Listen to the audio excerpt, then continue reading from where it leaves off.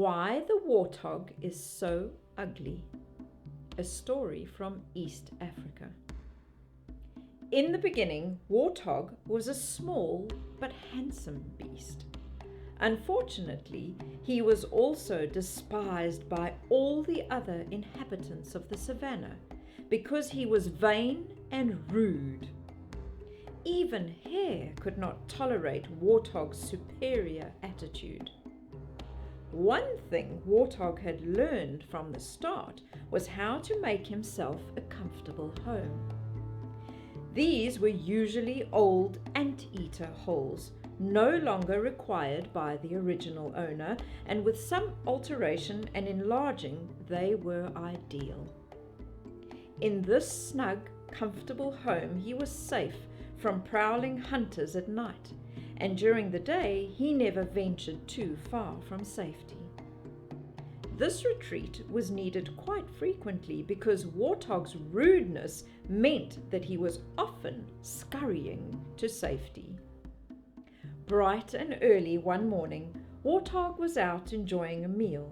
He was feeding on roots and grass shoots with his bottom sticking up in the air in a most undignified manner, so busy eating that he failed to notice Porcupine. After a night of walking around, searching for food, Porcupine was exhausted, and seeing an inviting-looking hole, quickly scurried down the passage and was soon curled up in the main chamber of Warthog's hole, sound asleep. After several hours of feeding, Warthog trotted off to the nearby waterhole and had a good wallow in the mud. Feeling much refreshed, he was about to head off to find more grazing when he noticed Lion strolling by. Unable to resist the temptation, Warthog passed some very rude remarks about Lion's mane looking very messy and unkempt. This was too much for Lion, who had far too many tricks played on him and too many undignified remarks from such a rude little fellow. So Lion charged Warthog, hoping to catch him and teach him a lesson that he would never forget. Seeing the enraged Lion bearing down on him, Warthog was seized by panic and sprinted off toward his den. A great chase ensued, but eventually Warthog arrived safely at his home and shut down the tunnel. Lion was left to stand guard at the top.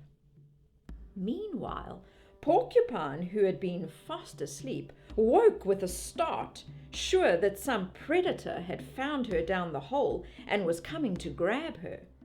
Jumping to her feet, Porcupine braced herself for an attack, spreading out her large, sharp quills.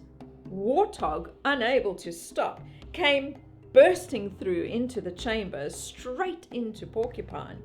Warthog got a face full of sharp, painful quills. Lion was startled to hear a great yelp of pain coming from Warthog's den.